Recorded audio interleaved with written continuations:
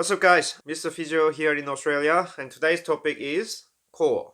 We'll go through four things today. Firstly, the four important components of core, how they can support your back, and then how we can improve their function. So the core consists of four parts. First one is diaphragm, covering the top of the abdominal wall, and the bottom part is pelvic floor muscles. And then you have spine and spinal muscles at the back. Lastly, you have a deep core muscle called transversus abdominis. It starts from the spine coming all the way forward and attaches on the front, surrounding the whole abdominal wall. So you've got skin, fat, and a couple of layers of the muscle, including six pack, and then the deepest layer is the transversus abdominis. So it provides more support for your back, and it looks like a corset or champion belt. So exactly how it can support your back. When you think of the three parts of the core, they are contractile. Diaphragm does contract and relax, and I will give you an example later. But the spine, of course, is not contractile. So the first three parts change in length when you do things like breathing, exercising, and doing your business in the toilet. That means depending on these three parts of the core stability can be decided. In other words, the movements of the three parts can support your back. Imagine a water bottle that's made of rubber. If the rubber is very strong, it will increase the pressure within the bottle, and that pressure will hold everything upright, nice and tight. If the rubber is loose, that will allow everything to collapse. It will be addressed more in detail in the next video, but if your hip flexors is tight, that will pull your spine forward. At that moment, if the transversus abdominis is strong, that will push the spine back up, fighting against the hip flexor tightness, so that the pressure prevents spine from falling forward. But if your decore muscle is weak, that will allow your spine to come forward, especially when you lean forward, picking up something from the floors like that. So if these core muscles are strong, that will increase the pressure within the abdominal wall, and that increased pressure will push the low back spine, preventing it falling forward. Another example would be patients with disc injury in their low back. When they cough, the pressure within the abdominal wall will increase too much because the deep core muscles will contract really hard. Sudden increase in that intra-abdominal pressure will push the disc back. The disc itself can be a little bit shaky for a short moment. So that can aggravate the disc symptoms, or it can cause the disc problem as well. So how can we improve their function? To activate your deep core muscles, you have to find these bony areas called ASIS. So this is my belly button, and this is my ASIS, and you bring your fingertips 3 centimeters in, 3 centimeters down. So a little bit in and a little bit down, a couple of centimeters. And then you're going to breathe in and out in this position. Before we start, you need to know transversus means horizontally. So if you contract this muscle correctly, it feels like the width of the waist gets narrower.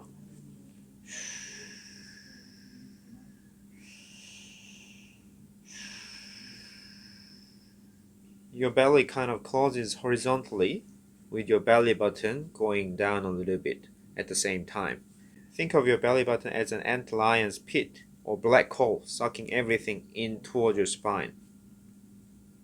So let's do it all together. Find the muscles 3 centimeters in and down from that pointy pelvic bone, and then breathe in and out while gently drawing your belly button in toward your spine, and try to contract your belly horizontally as if you're closing it down. Also squeeze your butt up to engage your pelvic floor muscles too. So if you do it correctly, you can feel your muscles swelling up a little bit under your fingertips.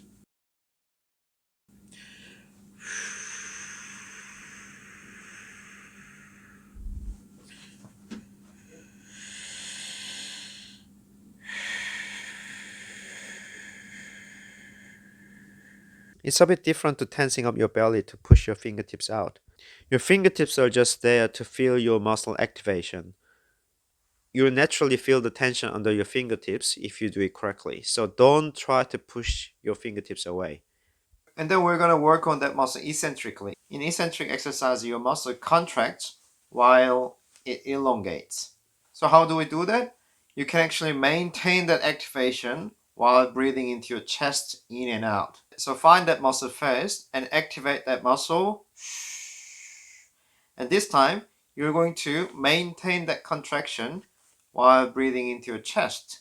So try not to lose your contraction under your fingertips and keep squeezing your buttock and then breathe into your chest.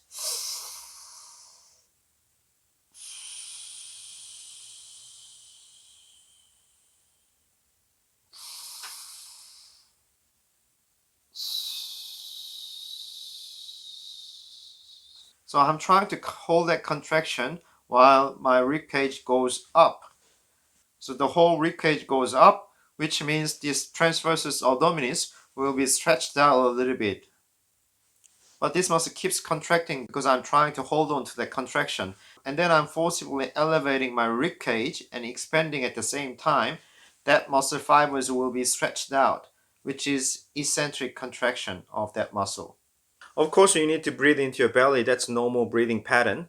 But it's a form of exercise. You train your muscle to control that stretching force because a lot of times transversus abdominis has to fight against that stretching force. So in the previous example of hip flexor pulling your spine forward that way, that anterior pelvic tilt already creates a bit of stretching force on that, transversus abdominis.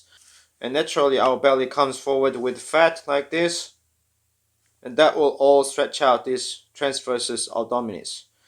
And when you lean forward trying to pick up something from the floor, the organ's weight together with gravity will put a stretching force on that, belly area. So a lot of times transversus abdominis has to fight against that stretching force. That's why we want to train that muscle in a similar way it's been used. So even though I've shown you today the lying position only, you need to incorporate this activation into everyday activities. You can probably start with static positions, like sitting at work, standing on a bus, but eventually you need to practice this in dynamic motions, like lifting heavy stuff, exercising in the gym, walking and running kind of thing. Basically anything you do in your life. That's the best way to improve your core function. I'll see you next time. Thank you very much.